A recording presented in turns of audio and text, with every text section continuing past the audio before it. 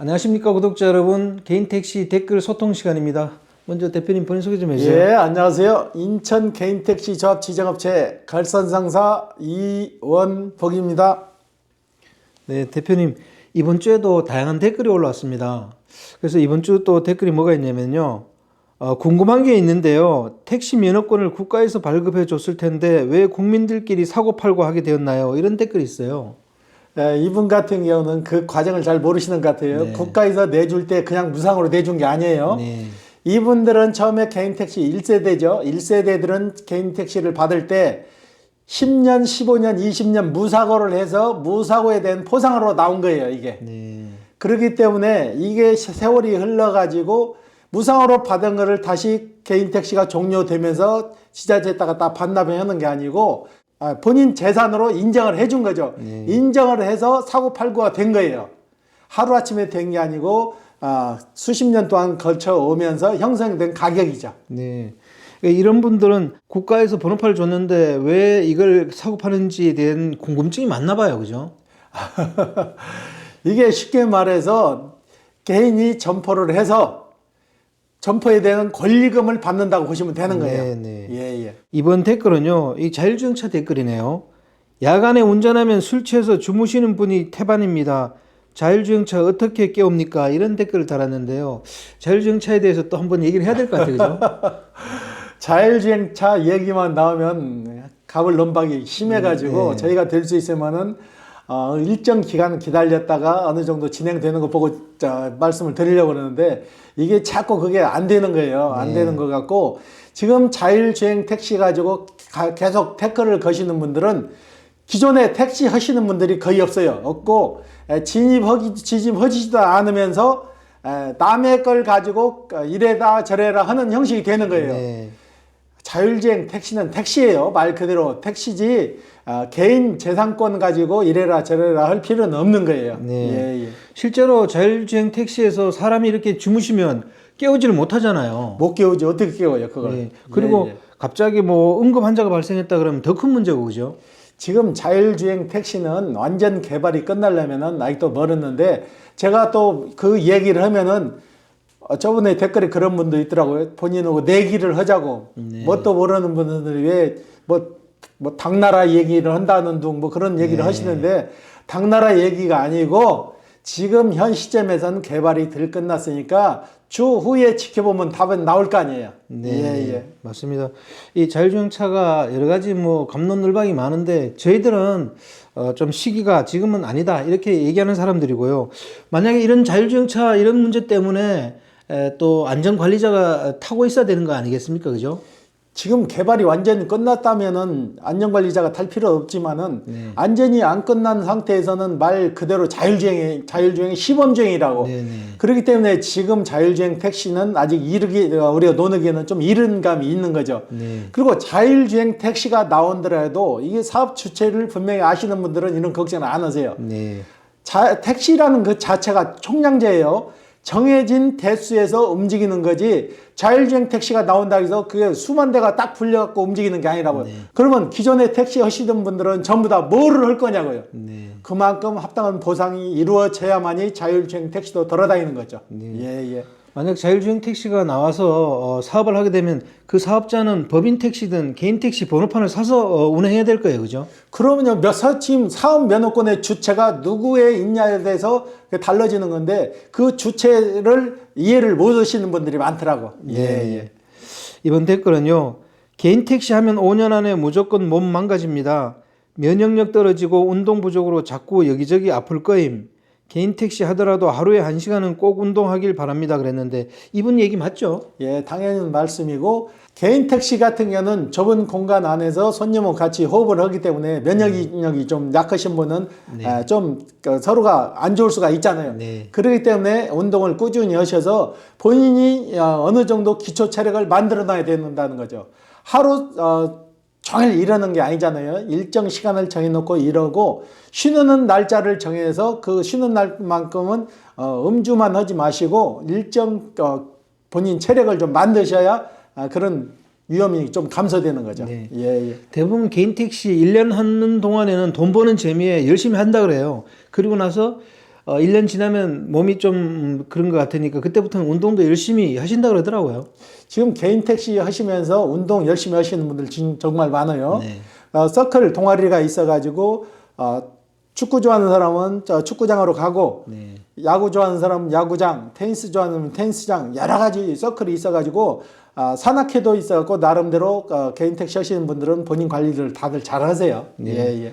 개인 택시 하시는 분들 족구도 많이 하시더라고요. 그러면요. 족구팀도 많아가지고 단적인 예로 제가 족구팀도 4개 단체를 제가 지원하고 있어요. 족구팀도. 네. 예, 예. 역시 운동이 중요한 것 같습니다. 그죠? 건강해야 택시를 일을 해도 즐거움을 느끼는 거죠. 네. 예. 다음 댓글은요. 7천만 원 1억을 투자해서 하루 10시간 일해서 한 달 수입 300에서 400인데 10시간 앉아있다는 게 이런 댓글을 달았습니다. 하루에 10시간 일해서 한 달 300에서 400 수입이면 적은 건 아니잖아요. 그렇죠. 지금 공기업에 다니시는 분들 10년, 20년 해도 월급 그렇게 많지 않아요. 네. 3, 400이 적은 돈이 아니에요. 그리고 3, 400만 버는 게 아니고 그 이상 하시는 분도 있잖아요. 네. 그러니까 본인이 얼만큼 체력 관리를 잘하느냐에 따라서 이러는 시간은 늘릴 수도 있고 줄일 수도 있는 거죠. 네. 예, 예. 물론 다른 할 일이 있는 분들은 그쪽으로 가면 되는데 다른 할 일이 없는 분들이 택시에서 한 달에 한 300, 400 번다는 건 저는 괜찮다고 생각합니다. 그리고 이건 직업이잖아요. 네. 본인이 직업이고 또 직장도 마찬가지잖아요. 네. 직장도 정해진 시간에 나가서 정해진 만큼 일을 해서 보수를 받는 거잖아요. 택시도 마찬가지예요. 본인이 원하는 시간에 나가서 정해진 시간만큼 일을 해서 벌이를 만드는 거잖아요. 네. 그렇기 때문에 본인 노력 여하에 따라서 달라지는 거죠. 예, 네. 예. 대표님 다음 댓글은요. 인천도 과도하게 개인 택시 가격 높음 그랬는데 대표님이 보시기에 인천 개인 택시 넘버 시세가 높다고 생각하세요? 이분은 개인 택시 하시는 분이 아닐 거예요. 네. 아닌 분인데 개인 택시 하시는 분들한테 물어보세요. 1억 2천이 가격이 높냐? 처음에 사서 시작하려시는 분들은 당연히 가격이 높죠. 그렇지만 지금 1억 2천에 점포 얻을 수 있나요? 1억 2천에 점포 얻어가지고 창업할 만한 업종이 과연 몇 개나 되고 그렇죠. 채단성이 얼마나 맞겠냐고요. 그래도 이건 없어지는 돈이 아니잖아요. 인천도 작년에 한 2천만 원 정도 넘버 시세는 올랐죠. 예, 예.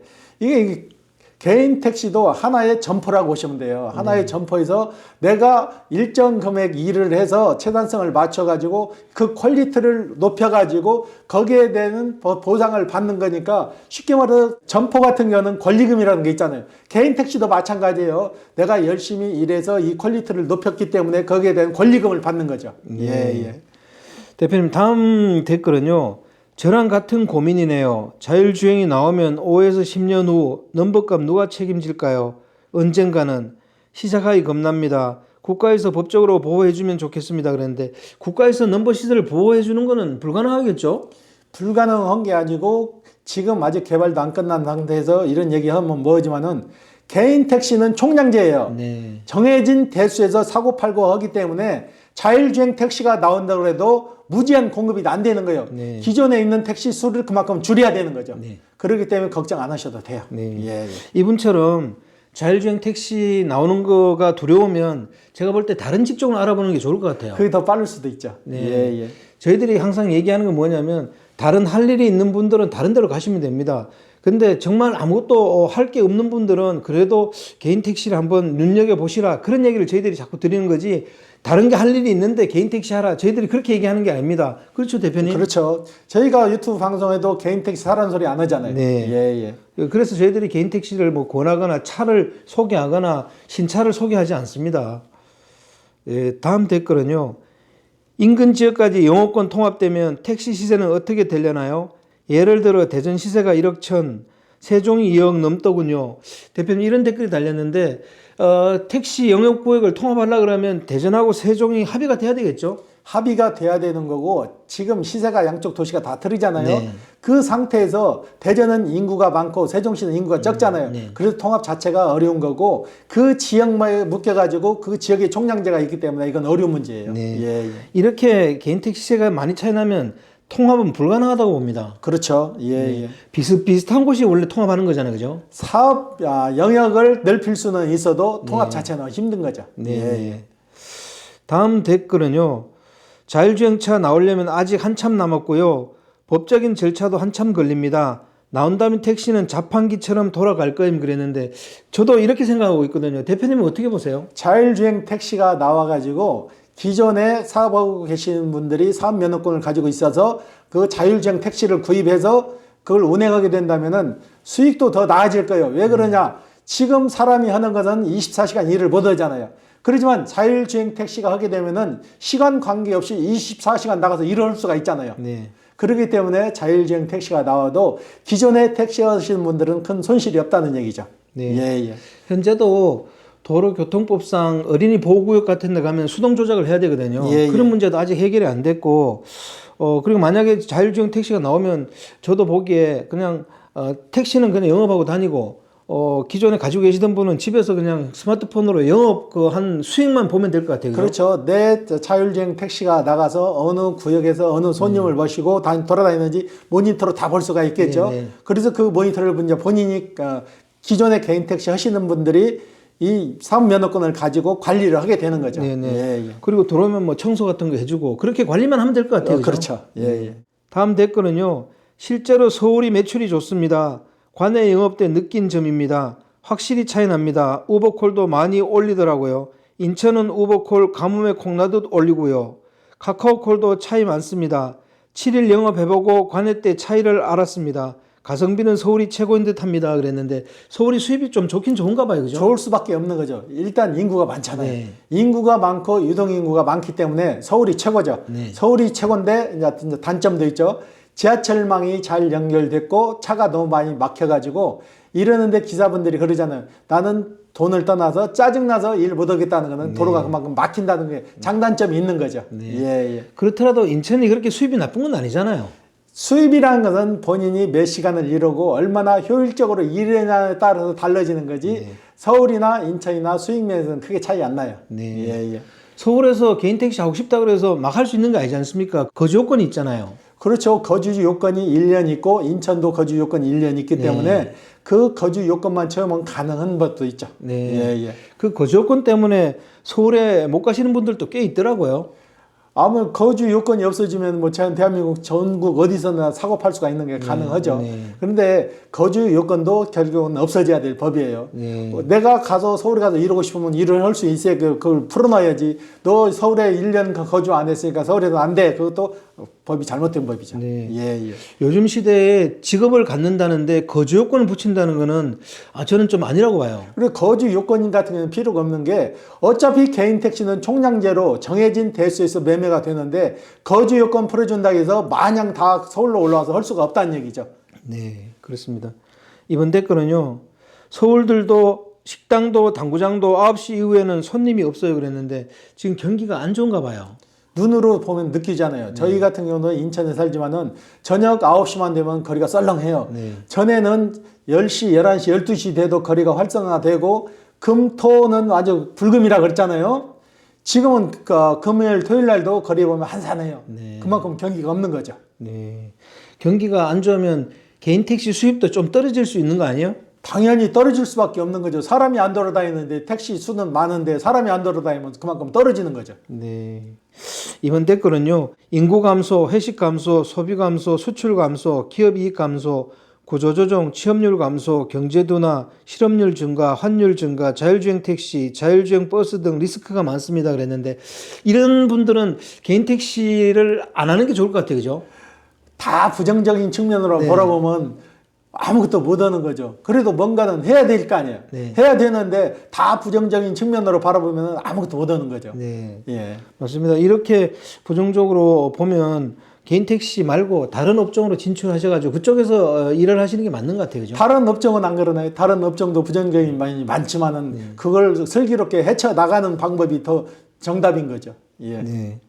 지금 우리나라 경기가 안 좋긴 하지만 그나마 개인 택시 업계에 진입하시는 분들은 다 따져보고 오시는 거잖아요. 그죠? 손실률을 따져가지고 그래도 내가 추후에 사업을 종료했을 때 손실률을 많이 생각하시는 거죠. 네. 예, 예.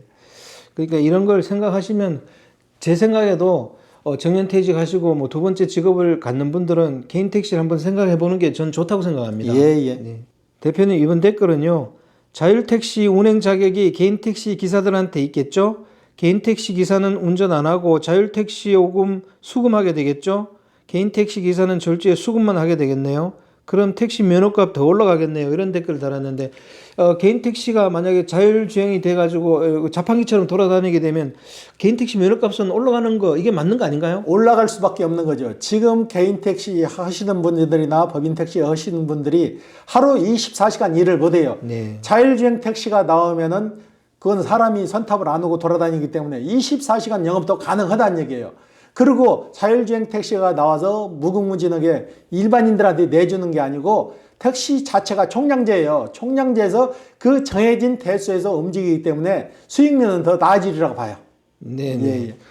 그 수익이 당연히 좋아지니까 그러면 개인 택시 넘버값은 또 오를 수밖에 없는 거잖아요, 그죠? 그렇죠. 이제 이게 도심이나 지방이나 이제 좀 편차는 있겠죠. 네네. 도심지 같은 경우는 그래도 이동 인구가 많아서 꾸준히 움직이겠지만 소도시 단위로 가게 되면 자율주행 택시는 좀 생산성이 안 맞을 수도 있죠. 네네. 예, 예. 그래도 저희들은 자율주행 택시는 아직 좀 멀었다고 생각하는 편입니다, 그죠? 그렇죠. 예, 예. 일단 버스부터 돼야 돼요.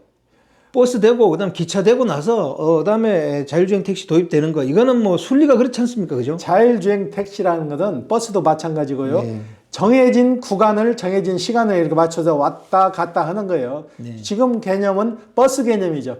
이 골목을 들어가서 아파트 단지를 들어가서 손님을 모시고 다니는 시스템이 아니고 큰 대로변에서 왔다 갔다 하는 시스템이라고. 예. 네. 이번 댓글은요.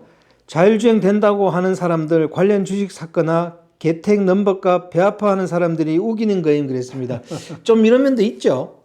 그렇죠. 실질적으로 개인 택시 하시는 분들은 이런 걱정 안 하세요. 네. 이분들은 너무나 더 잘 아시는 거예요. 개인 택시, 자율주행 택시 나와도 그 사업 면허권은 개인 택시 하시는 분들이나 법인차에 한해서 한정될 수밖에 없다고요. 지금 자율주행 택시 유권 해설 잘못하는 게 택시나 똑같은 거예요. 택시나 똑같은데 자율주행 택시는 그 안에다가 모니터를 장착해서 전자 시스템을 갖춰가지고 스스로 찾아다니게 만드는 게 그 시스템이에요. 그것도 택시라고요. 지금 일반 택시는 기사분이 본인이 목적지를 설정해서 가지만은 자율주행 택시는 목적지가 설정되면 자율주행 택시 자체에서 움직이는 거라고. 택시 개념은 똑같은 거예요. 네, 예, 그렇죠. 예.